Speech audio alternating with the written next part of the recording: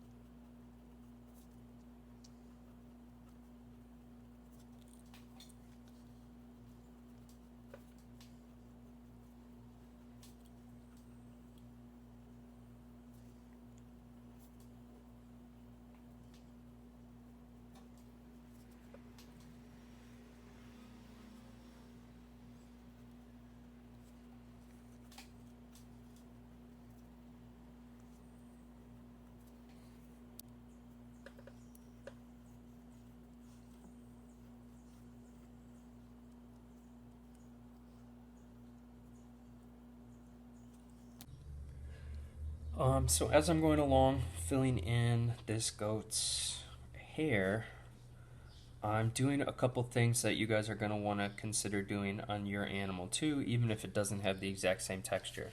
So when I look at my reference, I notice the light is sort of hitting the goat from the top, which means that the bottom of the goat is a little bit darker. So as I'm adding my texture, one thing I'm trying to manipulate is the value.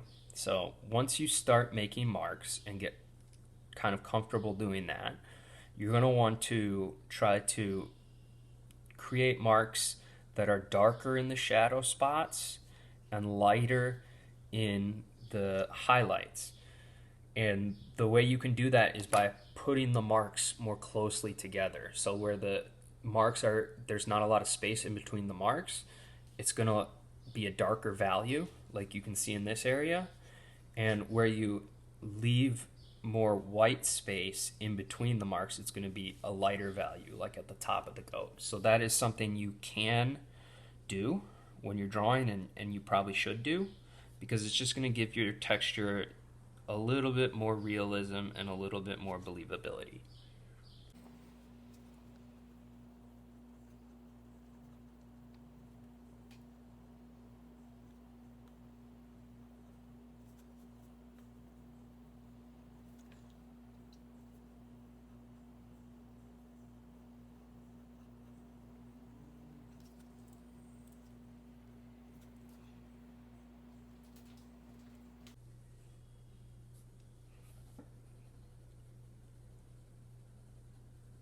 some parts of your animal really won't have a texture on it. So even though this animal is very, very textured, on his body, there might be parts like the horns on this goat that aren't as textured, and you could just treat those spaces normally.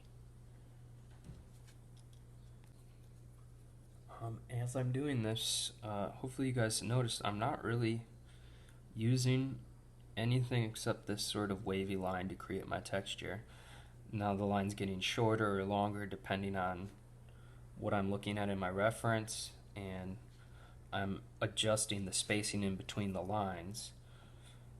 But you can create a really complicated, complex, interesting texture with a really, really simple building block like a line or a dot.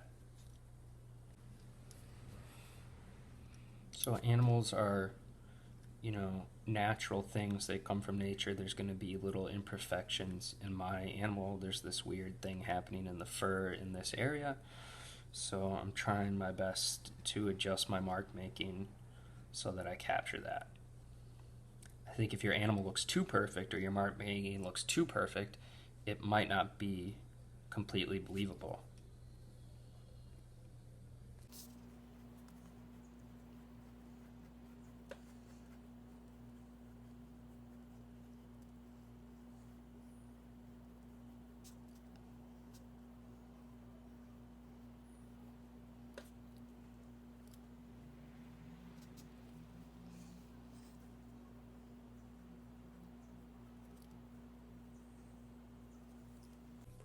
Once you go to all the trouble of creating this really beautiful, intriguing texture, you're going to want to be super careful about doing anything that would damage it or take away from it. Alright, at some point you're going to reach the stage of your drawing where you've finally added enough mark making. After thousands and thousands of marks, your animal is going to look more or less complete, and at that stage all that you need to do is kind of clean up your page and add any finishing touches. I am going to create an assignment on Google Classroom that you can submit these to. So there will be something that says final drawing, and you can attach a photo of your drawing to that and submit it. The things we talked about today that we want to remember are using a specific mark to create texture, but varying that mark. So changing, its thickness or its thinness, maybe how long the mark is, to give your animal a realistic texture that has variety and detail. So keep those things in mind no matter what kind of animal you're drawing, what kind of marks you're making, or what kind of texture you're looking at. And the final thing is that mark making can get a little bit repetitive. So one thing you're going to want to try to do in this drawing is to take breaks. Don't sit down and try to finish the entire animal in one go. Work for 30 minutes, put it away, come back the next day, take breaks. Because when you start to get bored or you start to get frustrated is when you kind of cheat and make sloppy mark making, or just like put random marks in that don't really look like your reference, and that's going to decrease the quality of your drawing. So when you are getting bored, take a break, because mark making can be kind of repetitive, and stopping something that's repetitive and coming back to it is a good way to make sure you are not kind of cheating the mark making. So remember, this is all about texture. Have texture in your brain when you are drawing this. Your final drawing should really be about the texture. And when you're all done, look on Google Classroom for that place where you can submit it.